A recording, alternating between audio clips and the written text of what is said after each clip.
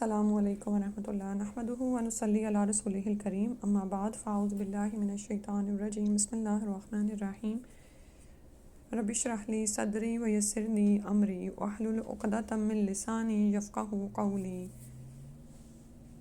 قرآن ہمارے اس عقیدے کی کہ اللہ سبحانہ تعالیٰ وحدہ لا شریک ہیں اس کی خوب وضاحت کرتا ہے، اور پھر یہ کہ ہماری بندگی کی تمام اقسام اللہ سبحانہ تعالیٰ کے لیے ہی ہونی چاہیے، اور جب جس کی بندگی کرنی ہے اس کا تعارف ہونا چاہیے۔ اسی سلسلے میں ہم یہ اسماء الحسنہ پڑھ رہے ہیں، تو ان کو اہمیت دیں۔ ہم الحمدللہ 2 دن رہ گئے، باقی جو میں نے کوشش کی کہ اس کو عربی سورس، یعنی مجھے جو سعودیہ سے میری سسٹر نے بک دی تھی وہاں سے اسماء الحسنہ لیے ہیں، اور جو ہم نے شروع میں پڑھا نا کہ اس میں الحاد اور کجروی سے بچا جائے اللہ کے اسماء الحسنہ میں، اور وہ جو ہم ایک مشہور دعا پڑھتے ہیں کہ اللہ کے اسماء وہی ہیں جو اللہ نے خود سکھائے، اتارے یا اپنے پاس محفوظ رکھا۔ ٹھیک ہے، تو کل انشاءاللہ میرا خیال ہے 100 سے اوپر ہو جائیں گے۔ نمبرز آپ اپنے پاس چیک وغیرہ کر لیجئے گا، اور اللہ تعالیٰ سے دعا ہے کہ اس کو ہمارے لیے صدقہ جاریہ بنا دے، اور ہمیں حقیقتاً اللہ سبحانہ تعالیٰ کا ایسا تعارف حاصل ہو جائے کہ ہماری بندگی میں خلوص آ جائے، آمین۔ آج جو نام آپ کے ساتھ شیئر کیے ہیں، یہاں پہ 93 نمبر آ رہا ہے الوتر کا۔ وہ یکتا ہے، اس کا کوئی شریک نہیں۔ ٹھیک ہے، یکتا الوتر کو لفظ آپ جانتے ہیں، ٹھیک ہے، جیسے رات کی رکعت کو وتر کیا جاتا ہے نا، یعنی ایک رکعت پڑھ کے تو اس کو وتر بنا دیا جاتا ہے۔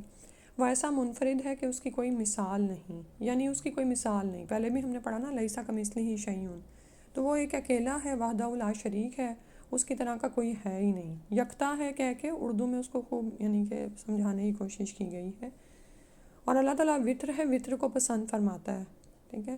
اسی لیے آپ یہ دیکھیں کہ بہت سارے معاملات میں آپ وتر پائیں گے، جیسے تسبیحات جو ہیں وتر کی تعداد میں، اسی طرح جو یہ شب قدر جو ہیں وہ وتر میں، یعنی کہ اور نائٹس میں ڈھونڈیں، ویسے تو تمام 10 کی 10 ہی اہم ہیں، اور اگر 10 کی 10 اہم ہیں اور ان کو ہم وتر بھی ماننا چاہیں تو کہتے ہیں کہ جب چاند نکلے گا نا عید کا، تو وہ پھر اس بات کو متعین کر دیتا ہے کہ اگر وہ 30 کا چاند ہے تو پہلا دن، یعنی اگر پیچھے سے کاؤنٹ کریں تو وہ وتر ہو جائے گا، تو وہ بھی قدر ہو جائے گی نا، ٹھیک ہے۔ اور اس طرح 28 پھر 26 کی رات، اور پھر 24 کی اور 22 کی، اینڈ سو آن، ٹھیک ہے۔ اس کے بعد ہے 94 السید، وہ مخلوق کا علی الاطلاق آقا ہے، وہی ان کا مالک اور انہیں پالنے والا ہے، اور باقی سب اس کی مخلوق اور اس کے بندے ہیں، ٹھیک ہے۔ سید بھی آپ سنتے ہیں اردو میں، تو آقا اس کا مفہوم ہے، ان کا مالک اور انہیں پالنے والا ہے، اور ساری کی ساری مخلوق اس کے بندے اور غلام ہیں۔ الصمد، وہ اپنی سرداری اور بزرگی میں کمال درجے پر فائز ہے، بے نیاز ہے، اور مخلوق اپنی شدید ضرورت مندی کی وجہ سے اپنی ضرورتوں کے لیے اسی کا قصد کرتی ہے، یعنی اسی کی طرف ارادہ کرتی ہے، اسی کی طرف جاتی ہے۔ وہ کھلاتا ہے اور اسے نہیں کھلایا جاتا۔ قرآن میں اس عقیدے کی بھی وضاحت ہوتی ہے نا، اور یہ بھی فرمایا کہ یعنی کہ وہ تم سے کچھ نہیں مانگتا، ٹھیک ہے، اور نہ ہی اسے اس کی ضرورت ہے، کیونکہ وہ اپنی سرداری اور بزرگی میں کمال درجے پر فائز ہے، اور اس کی بے نیازی، اس کا صمد ہونا کیا ہے کہ وہ اپنی ہر صفت میں بے نیاز ہے، ٹھیک ہے۔ اس کی ساری صفات ہی ذاتی ہیں، قدیم ہیں، اس کی اپنی ہیں، اور وہ مخلوق کا محتاج نہیں ہے ان کے لیے۔ حتیٰ کہ آپ یہ دیکھیں کہ اللہ اگر علیم ہے تو اللہ تعالیٰ کے علم کا سورس بھی ہم بندوں کے پاس تو نہیں ہے، اللہ کا علم اپنا اس کا ذاتی ہے، یہ اس کی بے نیازی ہے، ٹھیک ہے۔ تو ہر صفت میں بھی آپ اس کی بے نیازی کو دیکھ سکتے ہیں، اور پھر یہ کہ وہ ایسا بے نیاز ہے کہ تمام مخلوق اس کی طرف اپنے احتیاجات کے لیے رجوع کرتی ہے۔ اچھا، رسول صلی اللہ علیہ وسلم کی بشارت کے بارے میں ہم یہ پڑھ رہے تھے کہ ان کی آمد کی بشارت توریت اور انجیل دونوں میں موجود ہے، اور ابھی بھی ایسے شواہد ملتے ہیں کہ اس بات کی وضاحت ہوتی ہے۔ تو کل تک ہم نے توریت میں جو یعنی کہ روایات آئیں وہ پڑھی تھیں، آج انجیل کی ایک روایت آپ کے سامنے رکھ رہی ہوں،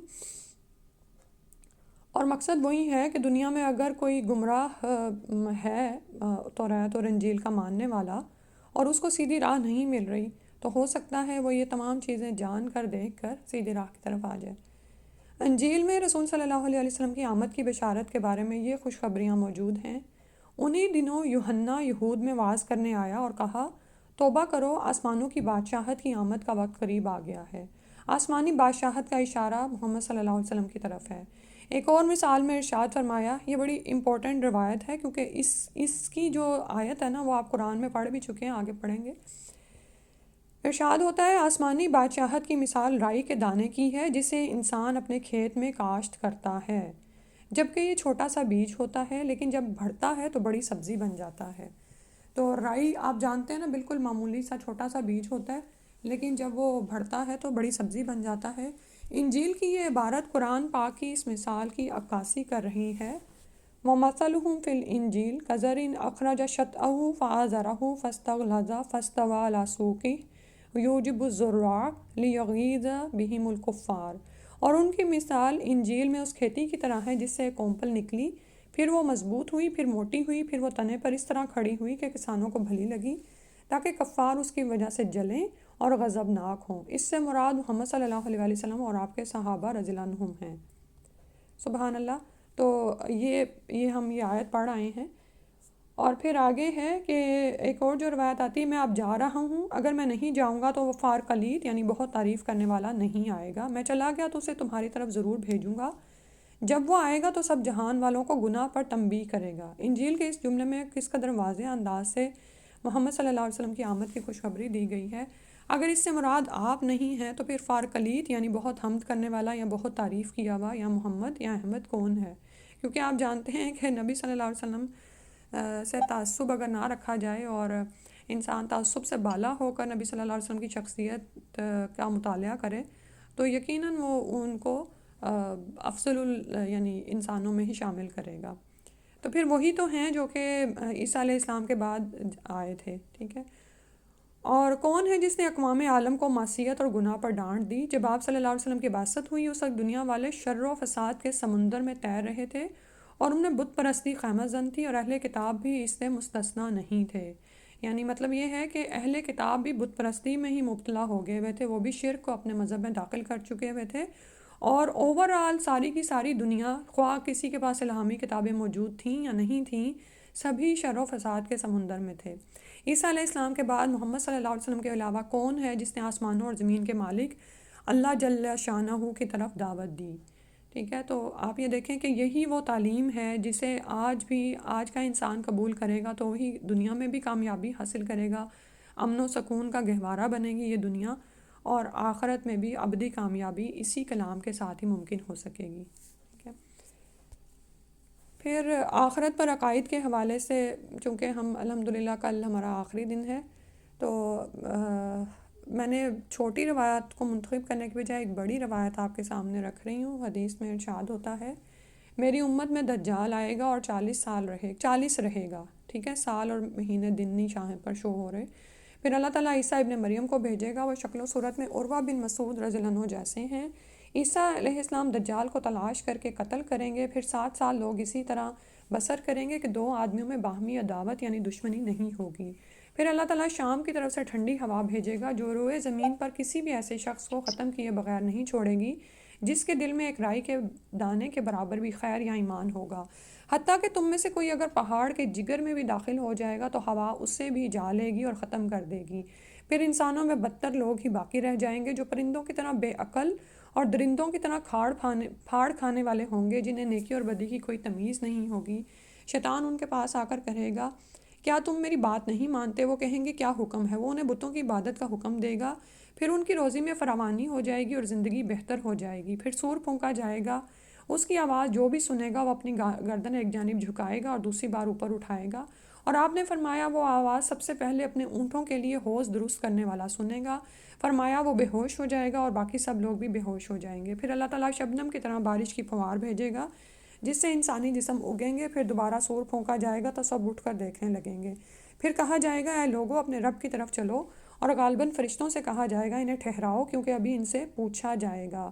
پھر آواز آئے گی جہنم کی جماعت الگ کر دو، عرض کی جائے گی کتنوں میں سے کتنے؟ ارشاد ہوگا 1000 میں سے 999۔ یہی وہ دن ہے جس میں بچے بوڑھے ہو جائیں گے اور اسی دن پنڈلی سے پردے ہٹا دیے جائیں گے۔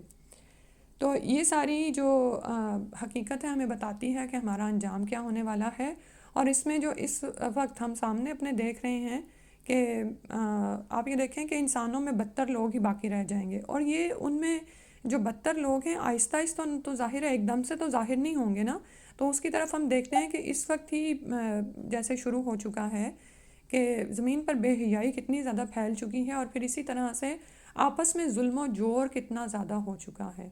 ٹھیک ہے، اللہ سبحانہ و تعالیٰ ہمیں فتنوں کے اس دور میں محفوظ فرمائے، اور خاص طور پر یہ دعا میں نے آپ کے ساتھ شیئر کر دی ہے، آگے پیچھے پڑھا کریں اس کو. اللہم ارنا الحق حقا وارزقنا اتباعہ وارنا الباطل باطلا وارزقنا اجتنابہ.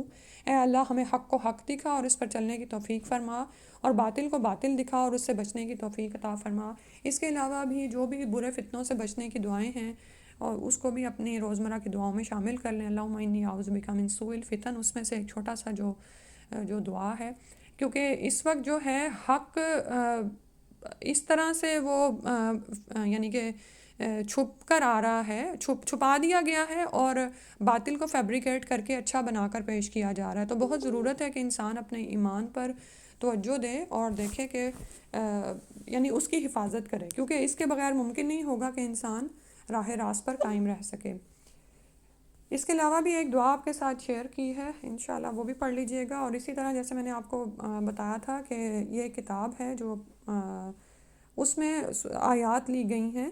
اس سے پہلے ہم نے ایک پیج آپ کے ساتھ شیئر کیا تھا کہ اللہ سے حسن گمان رکھیں. یہ والا جو پیج ہے میں نے شیئر کیا، تمام معاملات اللہ تعالیٰ کے سپرد کر دیں، اور اس میں آپ یہ دیکھیں کہ آیات ہی ہیں، ان کو اگر انسان بار بار پڑھے تو انشاءاللہ کافی اثر کرتی ہیں. ٹھیک ہے، آج پارہ شروع کر لیتے ہیں. 29واں پارہ ہے، تھوڑی سی تلاوت کے ساتھ.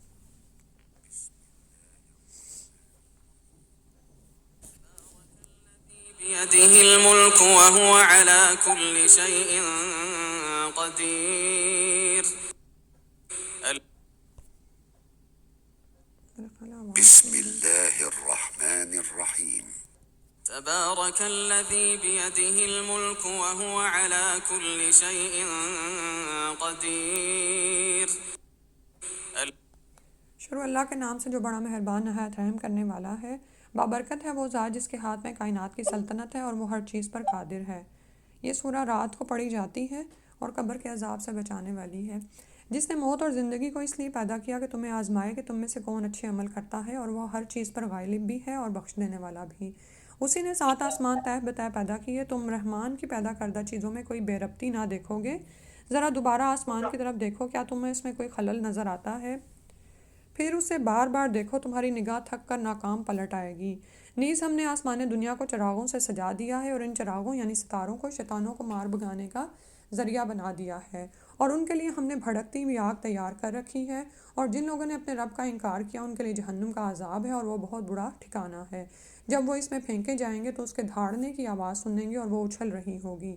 ایسا معلوم ہوگا کہ غصے کی وجہ سے پھٹ پڑے گی. جب بھی اس میں کوئی گروہ پھینکا جائے گا تو دوزخ کے محافظ ان سے پوچھیں گے، کیا تمہارے پاس کوئی ڈرانے والا نہ آیا تھا کہ تم اپنے اس بدترین انجام سے بچ جاتے؟ وہ کہیں گے، کیوں نہیں، ڈرانے والا تو ہمارے پاس آیا تھا مگر ہم نے اسے جھٹلا دیا اور کہا اللہ نے تو کچھ نہیں اتارا اور تم ہی بڑی گمراہی میں پڑے ہوئے ہو. پھر کہیں گے کاش ہم اس کی بات سن لیتے یا سمجھتے تو آج ہم اہل دوزخ میں شامل نہ ہوتے.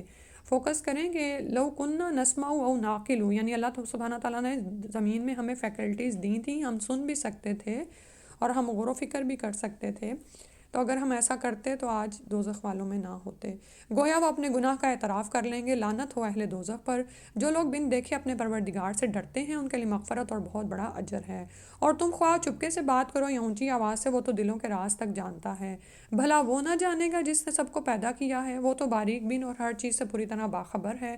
وہی تو ہے جس نے زمین کو تمہارے لیے تابع کر رکھا ہے.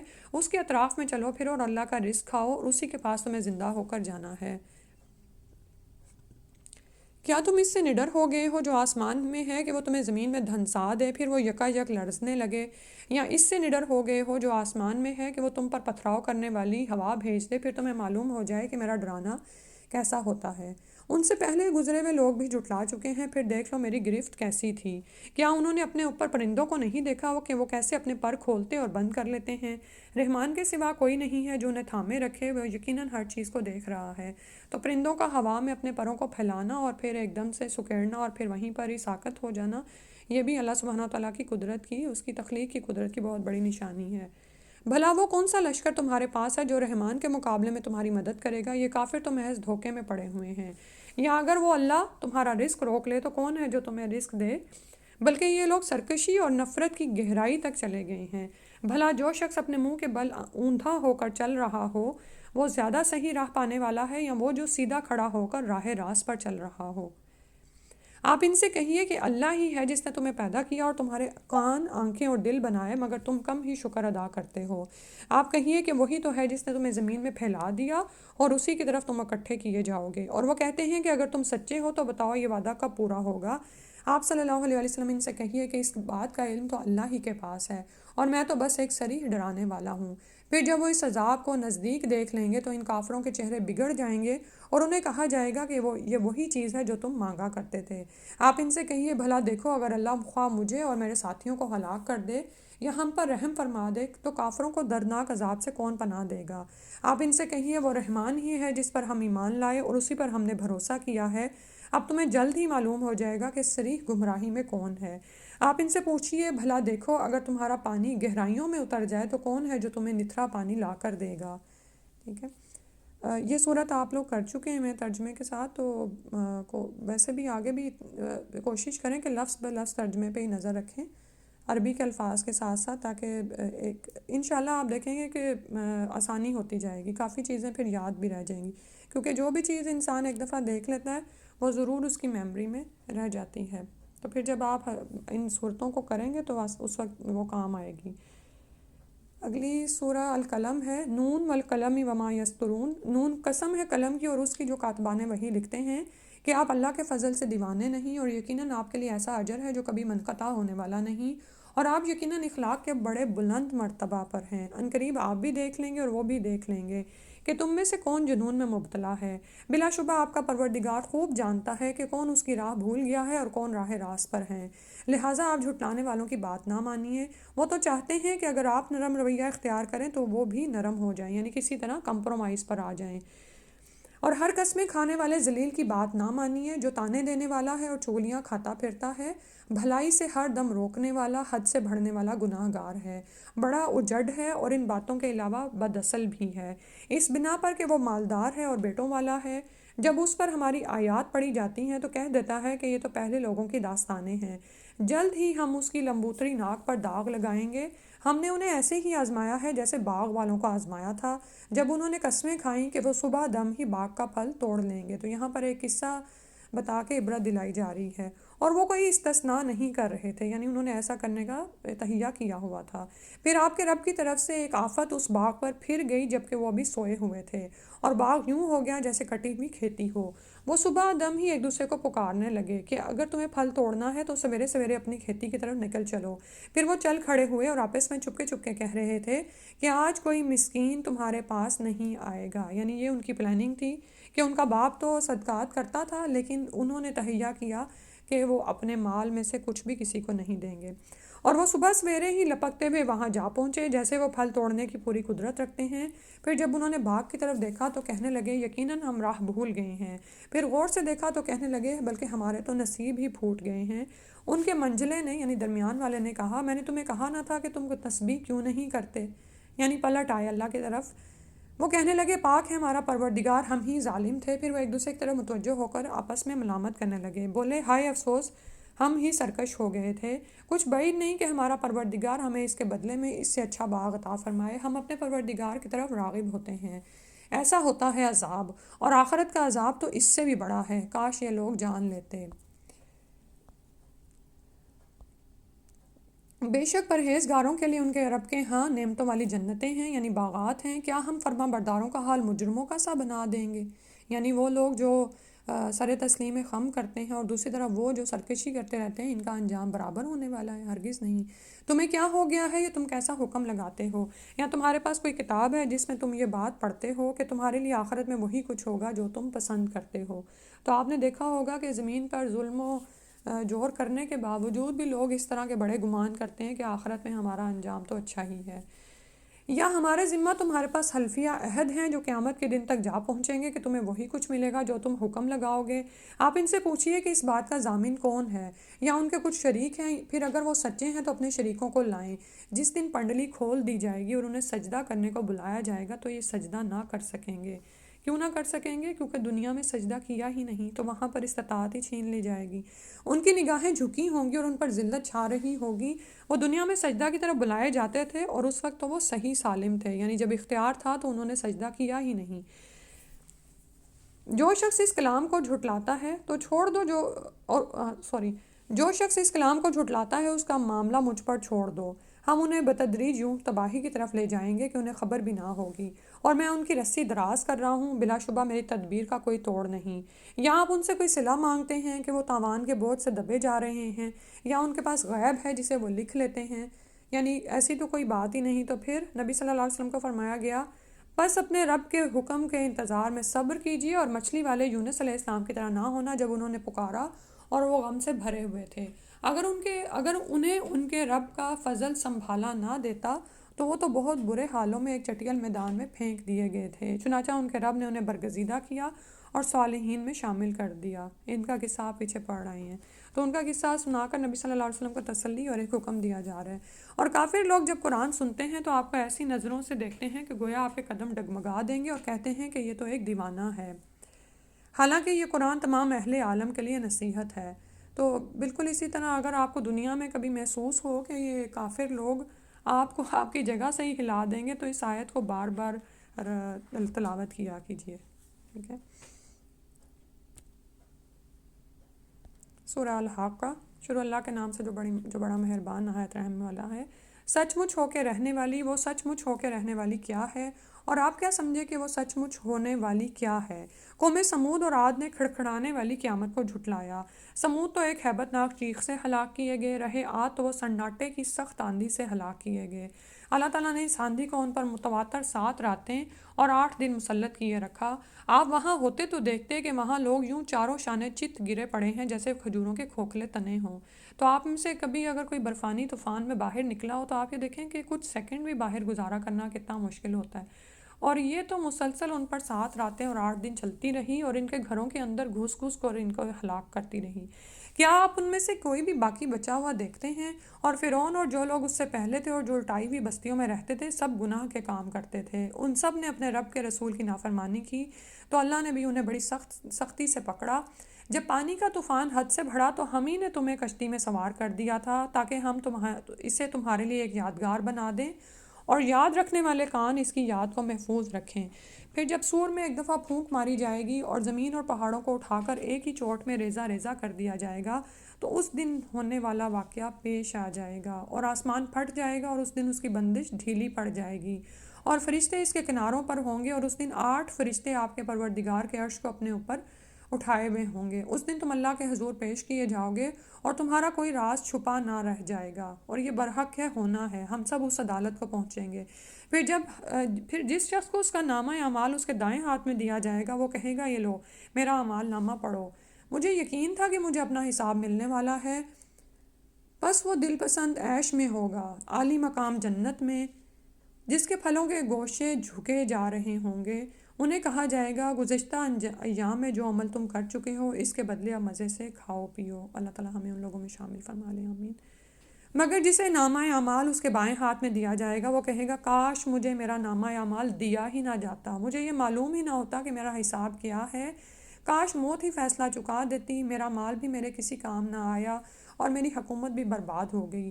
حکم ہوگا، اسے پکڑ لو اور گردن میں توق پہنا دو، پھر اسے جہنم میں جھونک دو، پھر اسے ایک 70 گز لمبی زنجیر میں جکڑ دو۔ یہ نہ اللہ بزرگ و برتر پر ایمان لاتا تھا اور نہ مسکین کو کھانا کھلانے کی ترغیب دیتا تھا، لہٰذا آج اس کا کوئی غمخوار دوست نہ ہوگا، اور زخموں کے دھون کے سوا اسے کچھ کھانے کو بھی نہ ملے گا، جسے گناہ گاروں کے سوا کوئی نہیں کھاتا۔ بس میں ان چیزوں کی بھی قسم کھاتا ہوں جو تم دیکھتے ہو اور ان کی بھی جو تم نہیں دیکھتے۔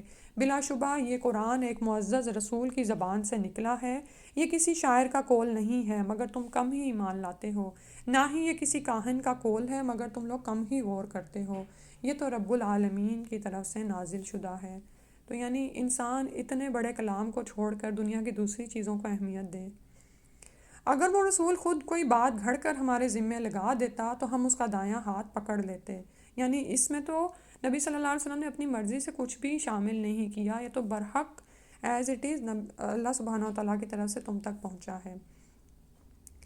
پھر اس کی رگے گردن کاٹ ڈالتے تو تم میں سے کوئی بھی ہمیں اس کام سے روکنے والا نہ ہوتا۔ یہ تو یقیناً پرہیزگاروں کے لیے ایک نصیحت ہے، اور ہم خوب جانتے ہیں کہ تم میں سے کچھ لوگ جھٹلانے والے ہیں، اور بلا شبہ یہ کافروں کے لیے باعث حسرت ہے، اور یقیناً یہ بالکل حق ہے۔ بس اے نبی صلی اللہ علیہ وسلم اپنے پروردگار کے نام کی تسبیح کیجئے جو بڑی عظمت والا ہے۔ سورہ الحاقہ مکمل ہوئی۔ المعارج، شور اللہ کے نام سے جو بڑا مہربان نہایت رحم کرنے والا ہے۔ کسی طلب کرنے والے نے اس عذاب کا مطالبہ کیا جو واقعہ ہو کر رہے گا، جسے کافروں سے کوئی ٹالنے والا نہیں۔ یہ عذاب اللہ کی طرف سے آئے گا جو بلندیوں کا مالک ہے، جس کی طرف روح اور فرشتے ایک دن میں چڑھتے ہیں، جس کی مقدار 50,000 سال ہے۔ بس اے نبی صلی اللہ علیہ وسلم آپ صبر کیجئے، صبر جمیل، یعنی بہت خوبصورت صبر، اچھا صبر۔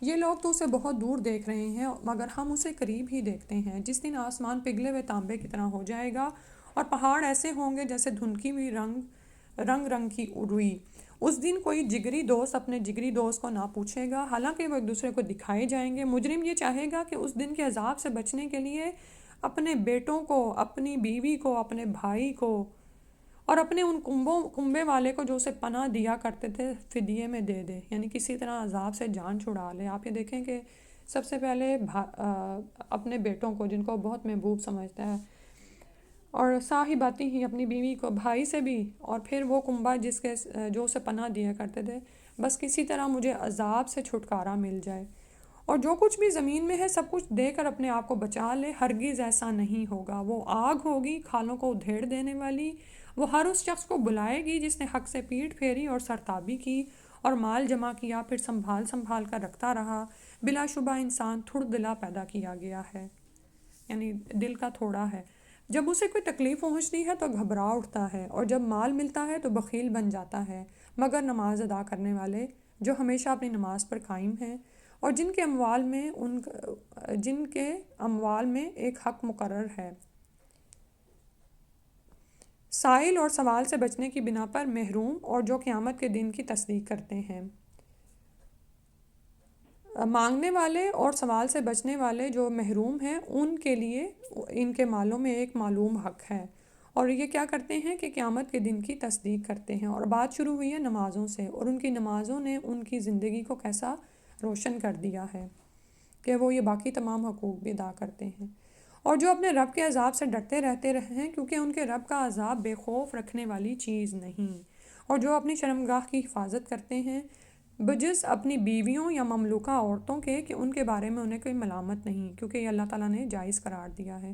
البتہ ان کے علاوہ جو کوئی اور راہ چاہیں تو ایسے ہی لوگ حد سے تجاوز کرنے والے ہیں، اور جو اپنی امانتوں اور اپنے عہد کا پاس رکھتے ہیں، اور جو اپنی شہادتوں پر راست بازی سے قائم رہتے ہیں، اور جو اپنی نمازوں کی محافظت کرتے ہیں۔ ٹھیک ہے، نماز کا ذکر پھر سے آیا، محافظ ہیں اس کے۔ ٹھیک ہے، اور محافظ کا کیا مطلب ہوتا ہے کہ اس کو پریورٹی دینا، اس کو ترجیح دینا، اس کی حفاظت کرنا، کہ اگر 5 فرض ہیں تو 5 ہی ادا کرنی ہے اپنے اپنے اوقات پر شرائط کے ساتھ۔ یہی لوگ عزت و احترام کے ساتھ جنتوں میں رہیں گے۔ ان کافروں کو کیا ہو گیا ہے کہ یہ آپ کی طرف دوڑے آ رہے ہیں، دائیں سے اور بائیں سے گروہ در گروہ آ رہے ہیں۔ کیا ان میں سے ہر ایک یہ طمع رکھتا ہے کہ اسے نعمتوں والی جنت میں داخل کر دیا جائے گا؟ ہرگز ایسا نہ ہوگا۔ ہم نے انہیں اس چیز سے پیدا کیا ہے جسے وہ خود بھی جانتے ہیں۔ سو میں مشرقوں اور مغربوں کے مالک کی قسم کھا کر کہتا ہوں کہ ہم یقیناً اس بات پر قادر ہیں کہ ان کے بدلے ان سے بہتر مخلوق لے آئیں، اور کوئی ہم سے بازی لے جانے والا نہیں ہے۔ لہٰذا انہیں اپنی بیہودہ باتوں اور کھیل کود میں پڑا رہنے دیجیے، یہاں تک کہ وہ دن دیکھ لیں جس کا ان سے وعدہ کیا جاتا ہے۔ استغفر اللہ۔ جس دن وہ اپنی قبروں سے نکل کر اسی طرح دوڑے جا رہے ہوں گے جیسے اپنے بتوں کے استحانوں کی طرف دوڑ رہے ہوں، ان کی نگاہیں جھکی ہوں گی، ذلت ان پر چھا رہی ہوگی۔ یہی وہ دن ہے جس کا ان سے وعدہ کیا جاتا تھا۔ سورہ المعارج مکمل ہوئی۔ سورہ نوح۔ شروع اللہ کے نام سے جو بڑا مہربان نہایت رحم کرنے والا ہے۔ ہم نے نوح علیہ السلام کو اس کی قوم کی طرف رسول بنا کر بھیجا کہ اپنی قوم کو برے انجام سے ڈراؤ قبل اس کے کہ ان پر ایک دردناک عذاب آئے۔ انہوں نے کہا، اے میری قوم، بلا شبہ میں تمہارے لیے صاف طور پر ڈرانے والا ہوں کہ تم اللہ کی عبادت کرو، اس سے ڈرو اور میری اطاعت کرو۔ وہ تمہارے گناہ معاف کر دے گا اور تمہیں ایک مقررہ مدت تک مہلت دے گا، اور جب اللہ کا مقرر کیا ہوا وقت آ جائے گا تو اس میں تاخیر نہ ہوگی۔ کاش تم یہ بات جان لو۔ نوح علیہ السلام نے عرض کیا، اے میرے پروردگار، میں نے اپنی قوم کو رات دن دعوت دی، مگر میری دعوت سے ان کے فرار ہی میں اضافہ ہوا۔ نوح علیہ السلام کا حال یہ تھا کہ راہ چلتے ہر جگہ پر دن رات لوگوں کو بلاتے، اللہ کے دین کی طرف بلاتے، ٹھیک ہے۔ تو اگر ہم دیکھیں خود کو تو ہم تو بمشکل سے ہی کسی کو شاید دعوت دیتے ہوں گے۔ اگر باہر جا بھی رہے ہیں کہیں تو کتنے ہی لوگ ہیں جو نظر آتے ہیں، اور میں بھی کہ اس کے دل کے اندر اللہ تعالیٰ نے کتنی خیر رکھی ہو کہ ہماری ایک بات سے وہ ہدایت کی طرف آ جائے، لیکن ہم تو ایسے کرتے ہی نہیں ہیں، ٹھیک ہے۔ تو نوح علیہ السلام کا حال کیا تھا کہ ہر وقت ہر کسی کو تبلیغ کر رہے ہیں، دعوت دے رہے ہیں، اور لیکن قوم ایسی ڈھیٹ تھی کہ میری دعوت سے ان کے فرار ہی میں اضافہ ہوا، اور میں نے جب بھی انہیں بلایا تاکہ تو انہیں معاف کر دے تو انہوں نے اپنے کانوں میں انگلیاں ڈال لیں اور اپنے کپڑوں سے اپنے منہ ڈھانپ لیے، اپنی روش پر اڑ گئے اور تکبر کی انتہا کر دی۔ تو پھر جب وہ دیکھتے کہ نوح علیہ السلام ان کو بار بار اس طرح بلاتے تو انہیں دیکھتے ہی کانوں میں انگلیاں ڈال لیتے، کپڑوں سے اپنے منہ ڈھانپ لیتے اور اپنی روش پر وہ اڑ گئے۔ پھر میں نے انہیں برملا دعوت دی، پھر انہیں اعلانیہ بھی سمجھایا اور چپکے بھی، اور کہا کہ اپنے پروردگار سے معافی مانگ لو، بلا شبہ وہ بڑا معاف کرنے والا ہے، تم پر آسمان سے خوب بارشیں برسائے گا اور تمہاری مال اور اولاد سے مدد کرے گا، تمہارے لیے باغ پیدا کرے گا اور نہریں جاری کرے گا۔ یعنی ایمان لانے کا فائدہ صرف آخرت میں نہیں ملتا، دنیا میں بھی انسان حاصل کرتا ہے۔ تمہیں کیا ہو گیا ہے کہ تم اللہ کے وقار کا خیال نہیں رکھتے، حالانکہ اس نے تمہیں کئی حالتوں سے گزار کر پیدا کیا ہے؟ کیا تم دیکھتے نہیں کہ اللہ نے کس طرح 7 آسمانوں کو اوپر تلے پیدا کیا اور ان میں چاند کو نور اور سورج کو چراغ بنایا، اور اللہ نے تمہیں زمین سے عجیب طرح اگایا، پھر اسی زمین میں تمہیں واپس لے جائے گا اور پھر دوبارہ اسی سے نکال کھڑا کرے گا، اور اللہ ہی نے تمہارے لیے زمین کو فرش کی طرح بچھا دیا تاکہ تم اس کے کھلے راستوں میں چل سکو۔ نوح علیہ السلام نے کہا، اے میرے پروردگار، ان لوگوں نے میری نافرمانی کی اور ان لوگوں کے پیچھے لگ گئے جن کے مال اور اولاد نے ان کے لیے خسارہ ہی بڑھایا۔ ان لوگوں نے بڑے بڑے مکر و فریب کیے اور کہا، اپنے خداؤں کو کبھی نہ چھوڑنا، نہ ود کو چھوڑنا، نہ سوا کو، نہ یغوث کو، نہ یعوق کو اور نہ نصر کو۔ یہ ان کے بتوں کے نام تھے جو ان کے مشہور بزرگ ہو گزرے تھے نا، تو شیطان نے ان کو یہ چال سکھائی کہ ان نیک بزرگوں کے مجسمے بنا کر رکھ لو تاکہ یہ تمہیں یاد رہیں، تو ان کی وجہ سے اللہ یاد رہے۔ لیکن اس کے بعد آنے والی نسلوں نے اللہ کو تو بھلایا اور انہی بتوں کی عبادت میں پڑ گئے۔ انہوں نے بہت سے لوگوں کو گمراہ کر دیا ہے، تو اب تو بھی ان ظالموں کی گمراہی میں ہی اضافہ کر دے۔ چنانچہ وہ لوگ اپنے گناہوں کی پاداش میں ہی غرق کر دیے گئے اور جہنم میں داخل کر دیے گئے۔ پھر انہوں نے اپنے لیے اللہ سے بچانے والا کوئی مددگار نہ پایا، اور نوح علیہ السلام نے کہا، اے میرے پروردگار، کافروں میں سے کوئی بھی اس زمین پر بسنے والا نہ چھوڑ۔ یہ ایک نبی کی پکار ہے۔ اگر تو نے انہیں چھوڑ دیا تو وہ تیرے بندوں کو گمراہ کریں گے، اور ان سے جو اولاد ہوگی وہ بھی بدکردار اور سخت کافر ہی ہوگی، ٹھیک ہے۔ تو آپ یہ دیکھیں کہ نسلوں کی جو یعنی کہ کسی بھی انسان کے اندر جو برائی اور اچھائی ہوتی ہے نا، وہ نسلوں تک جاتی ہے، جو خیر اور شر ہے، اور بعض اوقات کچھ خاندان ایسے شر پہ لگ جاتے ہیں کہ پھر آگے سے آگے ان میں کوئی کم ہی امید ہوتی ہے کہ کوئی پلٹ کر ہدایت کی طرف آئے گا۔ اللہ سبحانہ تعالیٰ ہمارے حال پر رحم کر دے۔ اور اس وقت آپ یہ دیکھیں کہ زمین پر یہ ساری باتیں ہی سچ ہو رہی ہیں نا، کہ ظلم و جور کی انتہا ہے، اور ایسے ایسے فاجر و کفار لوگ ہیں کہ جن کے پلٹ کر آنے کی کوئی امید ہی نہیں ہے۔ اے میرے پروردگار، مجھے، میرے والدین کو اور ہر شخص کو جو میرے گھر میں مومن کی حیثیت سے داخل ہو، اور سب مومن مردوں اور عورتوں کو معاف فرما دے، اور ظالموں کے لیے اور زیادہ ہلاکت بڑھا۔ سورہ نوح مکمل ہوئی۔ الجن، آپ کہہ دیجئے کہ مجھے وحی کی گئی ہے کہ جنوں کے گروہ نے اس قرآن کو غور سے سنا، پھر جا کر اپنی قوم سے کہا کہ ہم نے بڑا عجیب قرآن سنا ہے جو بھلائی کی راہ بتاتا ہے، سو ہم تو اس پر ایمان لے آئے، اور ہم آئندہ کبھی کسی کو اپنے پروردگار کا شریک نہیں ٹھہرائیں گے۔ اور ہمارے پروردگار کی شان بڑی بلند ہے، اس نے کسی کو بیوی یا بیٹا نہیں بنایا، اور یہ کہ ہمارے نادان لوگ اللہ کے ذمے بہت سی جھوٹی باتیں لگاتے رہے ہیں، یعنی ہم میں سے کچھ اللہ کے ذمے ایسی باتیں باندھتے رہے کہ ہم گمراہی میں پڑے رہے، اور یہ کہ ہم نے تو یہ سمجھ رکھا تھا کہ انسان اور جن اللہ کے بارے میں کبھی جھوٹ نہیں بول سکتے۔ ایک یہ ان کو گمان تھا کہ لوگ کیوں اللہ کے بارے میں جھوٹ بولیں گے، اسی لیے وہ راہ راست پر نہ آ سکے۔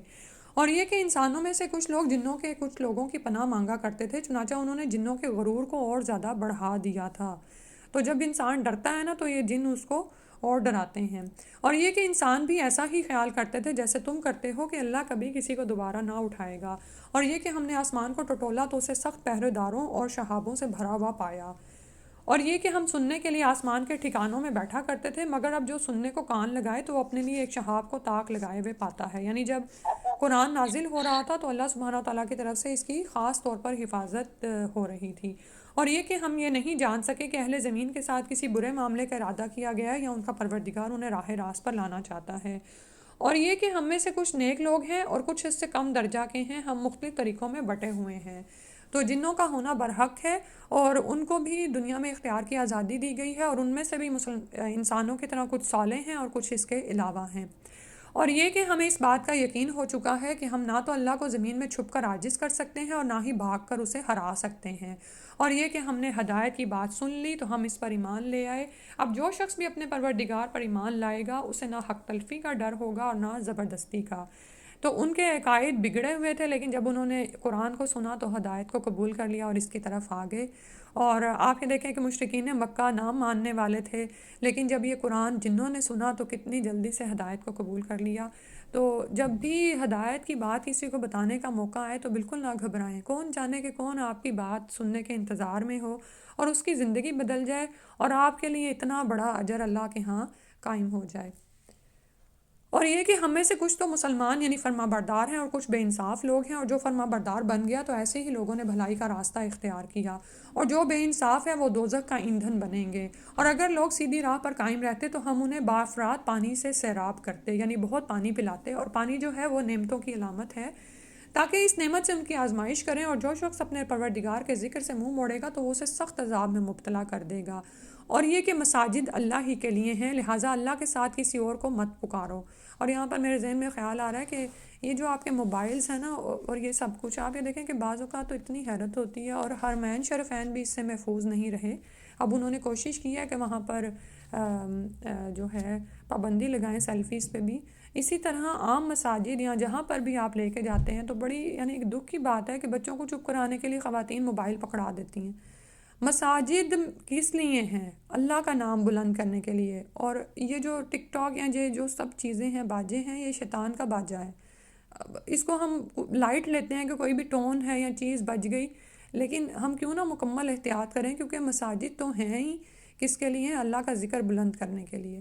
اور جب اللہ کے بندے رسول اللہ کو پکارنے کے لیے کعبہ میں کھڑے ہوئے تو لوگ اس پر ٹوٹ پڑنے کو تیار ہو گئے۔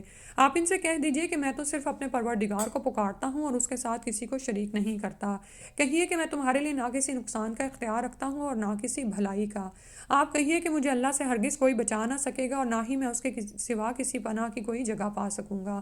میں تو صرف یہ کر سکتا ہوں کہ اللہ کا حکم اور اس کے پیغام لوگوں تک پہنچا دوں، اور جو شخص اللہ اور اس کے رسول کی نافرمانی کرے گا تو اس کے لیے جہنم کی آگ ہے، اور ایسے لوگ اس میں ہمیشہ رہیں گے۔ یہ لوگ اپنی روش سے باز نہیں آئیں گے یہاں تک کہ وہ عذاب نہ دیکھ لیں جس کا ان سے وعدہ کیا جاتا ہے۔ پھر جلد ہی انہیں معلوم ہو جائے گا کہ کس کے مددگار کمزور اور گنتی میں کم ہیں۔ آپ ان سے کہہ دیجئے کہ میں نہیں جانتا کہ جس عذاب کا تم سے وعدہ کیا جاتا ہے وہ قریب ہے یا اس کے لیے میرا پروردگار کوئی لمبی مدت مقرر کر دے۔ وہ غیب کا جاننے والا ہے اور اپنے غیب پر کسی کو آگاہ نہیں کرتا سوائے ایسے رسول کے جسے وہ کوئی غیب کی بات بتانا پسند کرے۔ پھر وہ اس وحی کے آگے اور پیچھے محافظ لگا دیتا ہے تاکہ اسے معلوم ہو جائے کہ انہوں نے اپنے پروردگار کے پیغام پہنچا دیے ہیں، اور جو کچھ ان رسولوں کو درپیش ہوتا ہے اس کا وہ احاطہ کیے ہوئے ہے اور ہر چیز کو گن کر اسے ریکارڈ رکھا ہوا ہے۔ تو اتنا کچھ ہمیں کیوں بتایا جا رہا ہے کہ انسان شک سے بالا ہو کر اس کتاب کو لے، اس کے احکامات پر دل سے ایمان لے آئے اور عمل میں لگ جائے۔ سورہ الجن مکمل ہوئی۔ المزمل۔ شروع اللہ کے نام سے جو بڑا مہربان نہایت رحم کرنے والا ہے۔ اے محمد صلی اللہ علیہ وآلہ وسلم، جو کپڑا اوڑھے ہوئے سونے لگے ہو، رات کا تھوڑا حصہ چھوڑ کر باقی رات نماز میں کھڑے رہا کیجئے۔ رات کا نصف حصہ یا اس سے کچھ کم کر لیجئے یا اس سے زیادہ کیجئے، اور قرآن کو خوب ٹھہر ٹھہر کر پڑھا کیجئے۔ بلا شبہ ہم آپ پر ایک بھاری کلام نازل کرنے والے ہیں۔ رات کا اٹھنا یقیناً نفس کو بہت زیر کرنے والا ہے اور قرآن پڑھنے کے لیے زیادہ موزوں وقت ہے۔ اٹھنا تو مشکل ہے رات کو، لیکن نفس پر قابو پانے کے لیے رات کا وقت بڑا ہی اہم ہے، اور قرآن پڑھنے کے لیے بھی۔ کہ جس طرح اس وقت قرآن اثر کرتا ہے باقی اوقات میں ظاہر ہے انسان دن کی مصروفیت میں ہوتا ہے. دن کے وقت تو آپ کو لمبی چوڑی مصروفیات ہوتی ہیں، لہٰذا رات کو اپنے پروردگار کے نام کا ذکر کیا کیجیے اور ہر طرف سے توجہ ہٹا کر اسی کی طرف متوجہ ہو جائیے. وہ مشرق اور مغرب کا مالک ہے، اس کے سوا کوئی الہ نہیں، لہٰذا اسے ہی اپنا کارساز بنا لیجیے. اور جو کچھ کافر کہتے ہیں اس پر صبر کیجیے اور شریفانہ طریقے سے ان سے الگ ہو جائیے. اور جھٹلانے والے کھاتے پیتے لوگوں کا معاملہ مجھ پر چھوڑ دیجیے اور تھوڑی مدت انہیں اسی حال میں رہنے دیجیے. ہمارے پاس ان لوگوں کے لیے بیڑیاں بھی ہیں اور دوزخ بھی، یعنی دنیا میں ان کو مہلت دی جا رہی ہے نعوذ باللہ، اور گلے میں پھنس جانے والا کھانا اور دردناک عذاب بھی ہے جس دن زمین اور پہاڑ لرزنے لگیں گے اور پہاڑ بھربھری ریت کے پھسلتے ہوئے تودے بن جائیں گے. بلا شبہ ہم نے تمہارے پاس ایک رسول تم پر گواہ بنا کر بھیجا ہے، جیسے ہم نے فرعون کے پاس ایک رسول بھیجا تھا. پھر فرعون نے رسول کی بات نہ مانی تو ہم نے اسے بڑی سختی کے ساتھ پکڑ لیا. بس اگر تم نے اس رسول کا انکار کر دیا تو اس دن کی سختی سے کیسے بچو گے جو بچوں کو بوڑھا بنا دے گا، جس کی سختی سے آسمان پھٹ جائے گا. یہ اللہ کا وعدہ ہے جو پورا ہو کے رہے گا. یہ قرآن یقیناً ایک نصیحت ہے، اب جو چاہے اپنے رب کی طرف جانے والی راہ اختیار کر لے. آپ کا پروردگار یقیناً جانتا ہے کہ آپ قریباً 2/3 رات اور کبھی نصف رات اور کبھی 1/3 رات نماز میں کھڑے ہوتے ہیں. یہ اصل قیام ہے جو قیام اللیل ہے نا، جس کو ہم کہتے ہیں. اور آپ کے ساتھیوں میں سے بھی ایک گروہ کھڑا ہوتا ہے اور رات اور دن کو تو اللہ ہی کم و بیش کرتا ہے. یعنی صحابہ اس بات کی ٹو میں رہتے تھے کہ اب اتنا ہو گیا تو اللہ تعالیٰ نے فرمایا اللہ ہی کم و بیش کرتا ہے. اسے معلوم ہے کہ تم اوقات کا صحیح شمار نہ کر سکو گے، لہٰذا اس نے تم پر مہربانی فرما دی. لہٰذا اب جتنا قرآن آسانی سے پڑھ سکو پڑھ لیا کرو. اسے معلوم ہے کہ تم میں سے کچھ بیمار ہوں گے، کچھ دوسرے اللہ کے فضل کی تلاش میں سفر کرتے ہیں اور کچھ دوسرے اللہ کی راہ میں جہاد کرتے ہیں. لہٰذا جتنا قرآن آسانی سے پڑھ سکو پڑھ لیا کرو اور نماز قائم کرو اور زکوٰۃ ادا کیا کرو اور اللہ کا اچھا قرض دیتے رہو. اور جو بھی بھلائی تم اپنے لیے آگے بھیجو گے تو اسے اللہ کے ہاں اس حال میں موجود پاؤ گے کہ وہ اصل عمر سے بہتر اور اجر کے لحاظ سے بہت زیادہ ہوگی. اور اللہ سے معافی مانگتے رہو، اللہ یقیناً بخشنے والا ہے، رحم کرنے والا ہے. تو ابھی بھی ہمارے پاس قیام اللیل کے لیے 1 یا 2 رات پڑی ہے، تو جو کر سکے تو اتنا کرے. جو بتایا 2/3 رات، کبھی نصف رات، کبھی 1/3 رات، اور ہمارے لیے تو 1/3 بڑی مشکل ہے. ٹھیک ہے، اور ابھی یہاں پر تو ذکر ہونا ہے وہ جو باہر نکلتے ہیں زمین میں روزی کی تلاش میں، تو مجھے عورتوں کا خیال آ رہا تھا کہ ہم عورتیں تو اتنا بھی قیام نہیں کر سکتی. یعنی یوزلی عورتیں جو ہیں بیٹھ کے نماز پڑھی ہوتی ہیں تو لیکن جتنا بھی آپ مقرر کریں نا اپنے لیے، تو رات کی نماز کی بڑی فضیلت آئی ہے، پھر اس پر قائم ہو جائیں. ٹھیک ہے، جتنا آپ آسانی سے کر سکتے ہیں، یعنی اتنا کہ آپ اس کے ساتھ دن کی ذمہ داریاں بھی ادا کر سکیں. آج کل تو خیر روزے ہیں تو دن کے وقت انسان نیند پوری کر لیتا ہے، لیکن آپ جانتے ہیں کہ اس کے علاوہ تو ظاہر ہے دن کی مصروفیات بہت ہوتی ہیں، تو رات کی نیند بھی چاہیے ہوتی ہے. تو جتنا انسان اس کو کر سکے تو اللہ تعالیٰ نے بھی دے دی آپ کو رخصت. لیکن یہ ہے کہ جو نبی صلی اللہ علیہ وسلم کی سنت سے جس حد تک ثابت ہے وہ تو ہم رکعات پوری کریں. ٹھیک ہے، نبی جتنا قیام تو ہم کر نہیں سکتے کہ آپ تو البقرہ، آل عمران، النساء بھی پڑھ جایا کرتے تھے ایک ہی رات کے قیام میں. پھر اس کے بعد ہے المزمل پوری ہو گئی. سورہ المدثر. شروع اللہ کے نام سے جو بڑا مہربان نہایت رحم کرنے والا ہے. محمد صلی اللہ علیہ وسلم جو کمبل اوڑھے سو رہے ہو، اٹھیے اور لوگوں کو برے انجام سے ڈرائیے اور اپنے پروردگار کی بڑائی بیان کیجیے اور اپنے کپڑے پاک صاف رکھیے اور گندگی سے دور رہیے اور زیادہ حاصل کرنے کے لیے احسان نہ کیجیے اور اپنے پروردگار کی خاطر صبر کیجیے. پھر جب سور میں پھونک ماری جائے گی تو یہ دن بڑا کٹھن ہوگا، کافروں کے لیے آسان نہ ہوگا. مجھے چھوڑ دیجیے اور اسے جسے میں نے اکیلا پیدا کیا، اسے لمبا چوڑا مال عطا کیا اور ہر وقت موجود رہنے والے بیٹے دیے. یعنی بیٹے بہت زیادہ تھے اور اس کے پاس نگران رہتے تھے اور ہر طرح سے اس کے لیے ریاست کی راہ ہموار کی. پھر وہ طمع رکھتا ہے کہ میں اسے اور بھی دوں، ایسا ہرگز نہیں ہو سکتا کیونکہ وہ ہماری آیات سے اناد رکھتا ہے، دشمنی رکھتا ہے. میں عنقریب اسے ایک سخت چڑھائی چڑھاؤں گا. تو یہاں پر ایک شخص کا احوال بیان کیا جا رہا ہے اور یہ کسی پر بھی منطبق ہو سکتا ہے. تو دراصل ایک شخصیت کی عکاسی کی جا رہی ہے. اللہ تعالیٰ ہمیں اس جیسی خصوصیات سے بچائے. اس نے سوچا اور ایک بات بنانے کی کوشش کی، اس پر اللہ کی مار اس نے کیسی بات بنائی، پھر اس پر اللہ کی مار اس نے کیسی بات بنائی. پھر اس نے اپنے ساتھیوں کی طرف دیکھا، پھر اس نے پیشانی سکیڑی اور منہ بسورا. ٹھیک ہے، تو جب انسان دشمنی میں ہوتا ہے نا، اناد میں ہوتا ہے، کیونکہ یہ اللہ کی آیات سے اناد رکھتا تھا نا، تو وہ پھر جھٹلانے کے لیے ایسی حرکتیں کر رہا ہوتا ہے کہ ایک اس نے پھر کیا کیا کہ ایک اندازہ مقرر کیا، ایک بات بنائی، اپنے ساتھیوں کی طرف دیکھا، پیشانی سکیڑی اور منہ بسورا. ٹھیک ہے، ذرا اس کے گیسچرز نوٹ کریں۔ پھر وہ وہاں سے چلا گیا اور تکبر میں آ گیا، آخر کار یہ کہا یہ تو محض جادو ہے جو نقل در نقل چلا آ رہا ہے، ٹھیک ہے۔ جب جھٹلا نہ سکا حق کو تو اس کو جادو بتایا، یہ بس انسان ہی کا قول ہے، جلد ہی میں اسے سکر میں جھونک دوں گا، اللہ نے فرمایا، اور آپ کیا جانیں کہ سکر کیا ہے، وہ نہ باقی رکھے نہ چھوڑے گی، استغفر اللہ، نہ تو مارے گی اور نہ ہی چھوڑے گی۔ کھال کو جھلس دینے والی، اس پر 19 فرشتے مقرر ہیں، ہم نے دوزخ کے محافظ فرشتوں ہی کو بنایا ہے اور ان کی تعداد کو کافروں کے لیے آزمائش بنا دیا ہے، یعنی 19 بتایا کہ پھر آزمائش کس طرح سے کہ کافر یہ سوچنے لگیں کہ اتنی کم تعداد پہ تو ہم غالب آ جائیں گے، نعوذ باللہ، تاکہ اہل کتاب کو یقین آ جائے اور ایمانداروں کا ایمان زیادہ ہو، اور اہل کتاب اور ایماندار کسی شک میں نہ رہیں، اور تاکہ دل کے مریض اور کافر یہ کہیں کہ بھلا اللہ کے اس مثال سے کیا مطلب۔ اسی طرح اللہ جسے چاہے گمراہ کر دیتا ہے اور جسے چاہے ہدایت دیتا ہے، اور آپ کے پروردگار کے لشکروں کو خود اس کے سوا کوئی نہیں جانتا، اور یہ دوزخ کا ذکر صرف اس لیے ہے کہ لوگوں کو نصیحت ہو، مگر یہ لوگ ہرگز نصیحت قبول نہ کریں گے۔ چاند کی قسم اور رات کی جب وہ جانے لگے اور صبح کی جب وہ روشن ہو جائے کہ دوزخ بھی بہت بڑی چیزوں میں سے ایک ہے، وہ انسانوں کے لیے موجب خوف ہے، یعنی ڈراوا ہے، جو تم میں سے آگے بڑھنا چاہے یا پیچھے رہنا چاہے، یعنی اس کے ڈر سے اپنے لیے کچھ آگے بھیجے یا اگر بے ڈر ہو جائے تو پیچھے ہی رہ جائے۔ ہر شخص اپنے اعمال کے بدلے گروی پڑا ہوا ہے، سوائے دائیں ہاتھ والوں کے، وہ جنتوں میں ہوں گے۔ مجرموں سے پوچھتے ہوں گے تمہیں کیا چیز دوزخ میں لے گئی، وہ کہیں گے ہم نماز ادا نہیں کیا کرتے تھے، استغفر اللہ، پہلی بات کریں گے کہ ہم بے نمازی تھے اور نہ مسکینوں کو کھانا کھلاتے تھے، اور بیہودہ شکوک و شبہات پیدا کرنے والوں کے ساتھ ہم بھی لگے رہتے تھے۔ تو یہاں پر ایک یہ بات پھر سے یاد دہانی کہ فتنوں کے دور میں بحثوں سے بچیں، بلا وجہ کی بحثوں سے خود بھی بچیں، اور اگر کوئی آپ کو اس بحث میں ڈالنے کی کوشش کریں تو فوراً چونک جائیں اور زبان کھولنے سے بچیں، ٹھیک ہے۔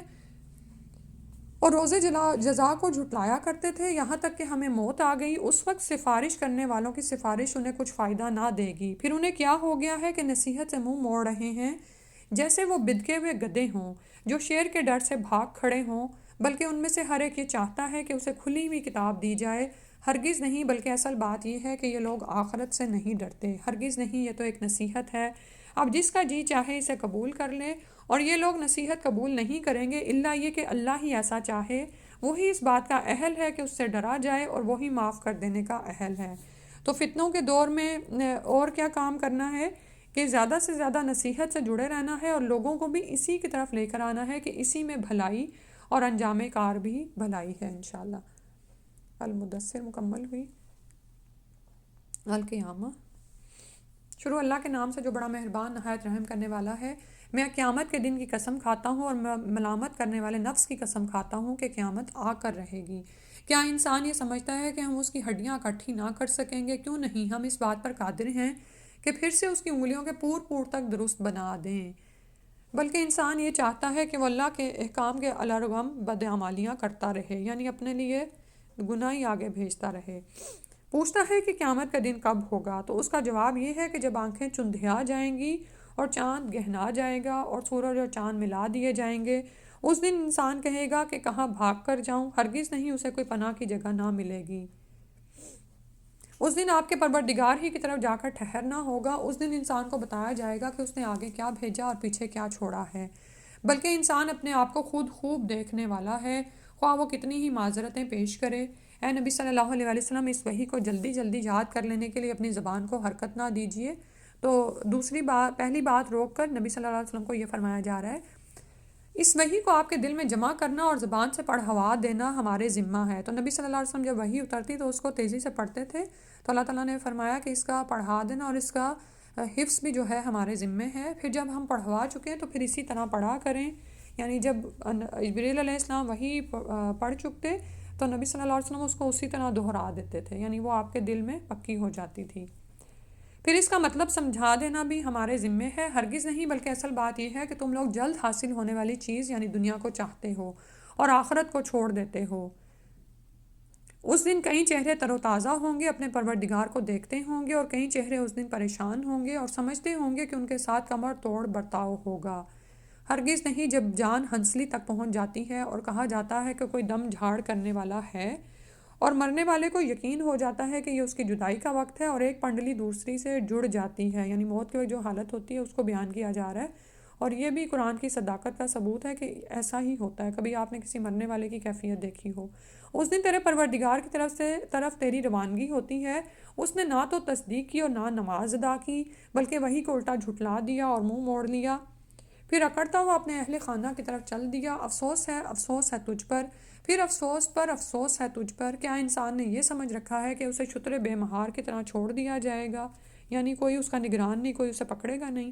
کیا وہ منی کی ایک بوند نہ تھا جو ٹپکائی گئی تھی، پھر وہ لوتھڑا ہو گیا، پھر اللہ نے اسے ٹھیک انسان بنا دیا، پھر اس سے مرد اور عورت کی 2 قسمیں بنائیں۔ کیا وہ اس بات پر قادر نہیں کہ پھر سے مردوں کو زندہ کرے؟ کیوں نہیں، اللہ سبحانہ و تعالیٰ اس پر خوب قدرت رکھتے ہیں۔ القیامہ مکمل ہوئی۔ الانسان، شروع اللہ کے نام سے جو بڑا مہربان نہایت رحم کرنے والا ہے۔ کیا انسان پر لامتناہی زمانے سے ایک وقت ایسا بھی آیا ہے جب وہ کوئی قابل ذکر چیز نہ تھا، یعنی انسان پر زمانے کا ایک اتنا بڑا حصہ گزرا کہ اس کا کوئی بیان نہیں تھا، کہ اس کو کچھ کہا، اس کو کوئی نام بھی دیا جاتا۔ ہم نے انسان کو مرد اور عورت کے مخلوط نطفہ سے پیدا کیا، جسے ہم الٹ پلٹ کرتے رہے، پھر اسے سننے اور دیکھنے والا بنا دیا۔ ہم نے یقیناً اسے راہ دکھا دی، اب خواہ وہ شکر گزار رہے یا ناشکرہ بن جائے۔ بلا شبہ ہم نے کافروں کے لیے زنجیریں، توق اور بھڑکتی آگ تیار کر رکھی ہے۔ نیک لوگ شراب کے ایسے جام پئیں گے جس میں کافور کی آمیزش ہوگی۔ وہ ایک چشمہ ہے جس سے اللہ کے بندے پئیں گے، اور جہاں چاہیں گے بسہولت اس کی شاخیں نکال لیں گے، یعنی انگلیوں کے اشارے سے ہی کہا جاتا ہے کہ وہاں پر آپ نہریں نکال سکیں گے اس میں سے۔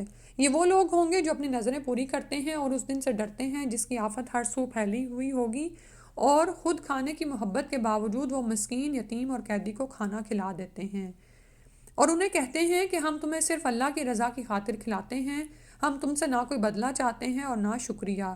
ہمیں اپنے پروردگار سے اس دن کا ڈر لگتا ہے جو چہروں کو کریہ المنظر اور دلوں کو مضطر کرنے والا ہوگا۔ چنانچہ اللہ ایسے لوگوں کو اس دن کے شر سے بچا لے گا اور انہیں تازگی اور سرور بخشے گا۔ اللہ تعالیٰ ہمیں ان لوگوں میں شامل کر لیں، آمین۔ اور ان کے صبر کے بدلے انہیں جنت اور ریشمی لباس عطا کرے گا۔ وہ جنت میں تختوں پر تکیہ لگائے بیٹھے ہوں گے، وہاں نہ دھوپ کی حدت دیکھیں گے اور نہ سردی کی شدت۔ جنت کے درختوں کے سائے ان پر جھکے ہوں گے، اور ان کے خوشے مکمل طور پر ان کے تابع فرمان بنا دیے جائیں گے، اور ان پر چاندی کے برتن اور شیشے کے ساغر پھرائے جائیں گے، شیشے بھی ایسے جو چاندی سے مرکب ہوں گے، اور انہیں منتظمین جنت نے ایک خاص ترکیب سے بنایا ہوگا۔ وہاں انہیں شراب کے ایسے جام بھی پلائے جائیں گے جن میں سونٹھ کی آمیزش ہوگی، زنجبیل کی۔ یہ جنت میں ایک چشمہ ہوگا جسے سلسبیل کہا جاتا ہے، اور ان کی خدمت کے لیے ایسے لڑکے دوڑتے پھر رہے ہوں گے جو ہمیشہ لڑکے ہی رہیں گے۔ جب تم انہیں دیکھو تو سمجھو کہ وہ بکھرے ہوئے موتی ہیں، اور جدھر بھی تم دیکھو تو نعمتیں ہی نعمتیں اور ایک بہت بڑی سلطنت دیکھو گے۔ ان پر باریک ریشم اور گاڑھے ریشم کے لباس ہوں گے، اور انہیں چاندی کے کنگن پہنائے جائیں گے، اور ان کا پروردگار انہیں نہایت صاف ستھرے مشروب پلائے گا۔ تو یہ وہ مقربین ہیں جو اللہ کے ہاتھ سے پئیں، یعنی اللہ تعالیٰ انہیں پلائیں گے، اللہ تعالیٰ کی طرف سے میزبانی نصیب ہوگی، اور فرمائے گا یہ ہے تمہاری جزا اور تمہاری کوشش کی قدر کی گئی ہے۔ تو بنیادی طور پر ابرار اور مقربین دونوں کا الگ الگ احوال بتایا گیا یہاں۔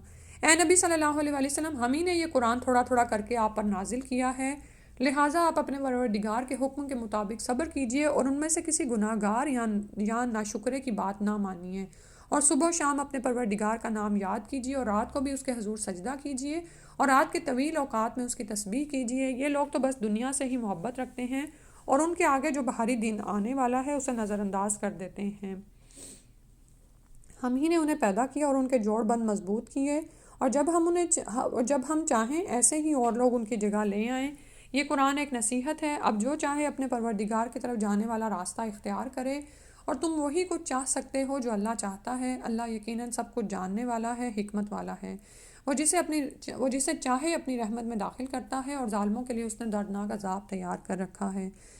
رسول صلی اللہ علیہ وسلم یہ سورہ الف لام میم سجدہ کے ساتھ ملا کر جمعے کے دن کی فجر کے میں پڑھا کرتے تھے، ٹھیک ہے؟ تو جو کر سکے تو اس سورت کو بھی یاد کر لے، اور الف لام میم سجدہ یاد ہے تو اس کے ساتھ پھر سنت پر عمل ہو جائے گا، اور سنت کے پر عمل کی برکات آپ زندگی میں ضرور دیکھتے ہیں۔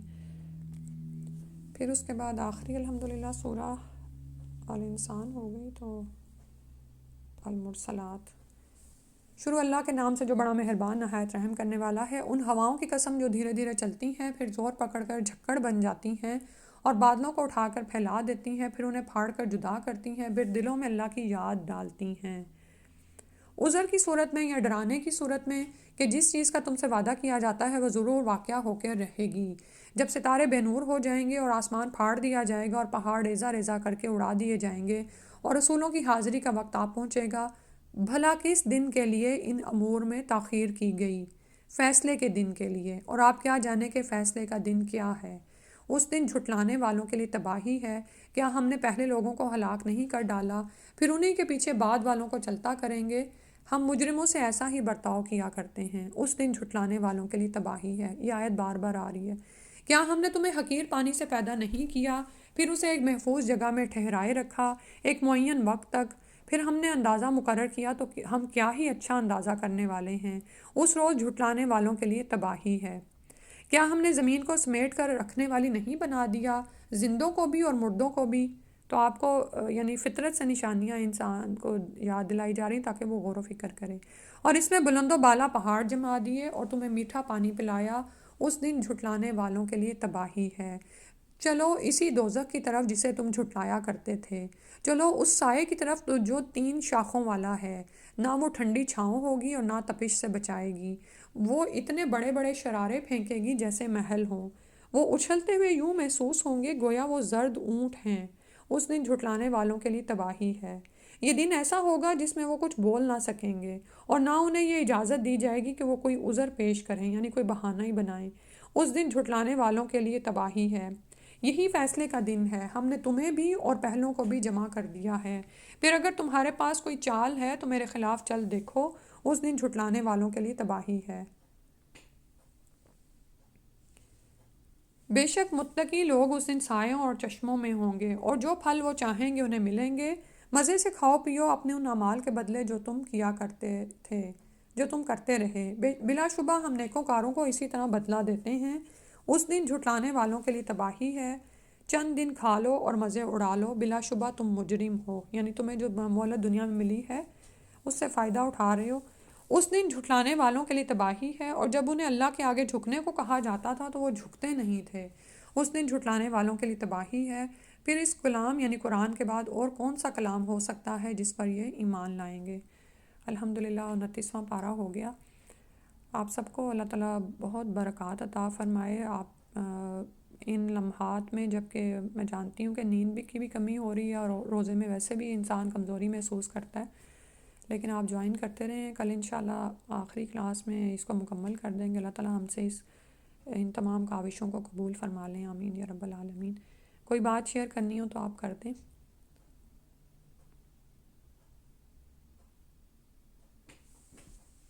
جیسے میں کہ جیسے کتنا ہم نے قیامت کے ہولناکیوں کے بارے میں پڑھا ہے نا، تو اسی پہ غور کری تھی کہ قیامت کے دن دنیا کے 50,000 سال کے برابر ہے۔ تو اتنا خوف آ رہا تھا اس بات سے کہ ہمیشہ پڑھتے ہیں لیکن آج جیسے بہت ہی زیادہ، بس اللہ تعالیٰ ہم سب کو حسرت سے بچائے اس دن کی۔ آمین یا رب العالمین۔ اس میں نا اگر آپ یہ دیکھیں کہ آخری 3 پاروں کی انسان تفسیر کر لینا، کیونکہ پے در پہ ایسی آیات اتر رہی ہیں کہ یعنی کہ دل کو جھنجھوڑ کے رکھ دیتی ہیں۔ جی اور کوئی کچھ شیئر کرنا چاہے گا؟ میں یہ سوچ رہی تھی جیسے جیسے قرآن ختم ہو رہا ہے نا، ایسے ایسے الفاظ ختم ہوتے جا رہے ہیں بولنے کے۔ صحیح بات ہے واقعی، یعنی کہ اور واقعی انسان ذمہ داری کا بوجھ دل پہ محسوس کرتا ہے نا، تو سے ایک چیز بہت کلیئر ہے، بہت کلیئر ہے، صاف صاف اللہ تعالیٰ نے بول دی ہے نا کہ 2 طرح کے لوگ ہیں، ایک مان لینے والے، ایک جھٹلا دینے والے ہیں۔ تو اللہ تعالیٰ ہم لوگ کو آخری دن تک، اللہ کا کتنا بڑا فضل ہے کہ ہم ایسے گھرانوں میں پیدا ہوئے ہیں جہاں ہمیں یہ اسٹرگل نہیں کرنی پڑی ایمان لانے کے لیے۔ اللہ تعالیٰ نے ہمیں بہت بڑے احسانوں میں سے ایک احسان عطا کیا، الحمدللہ۔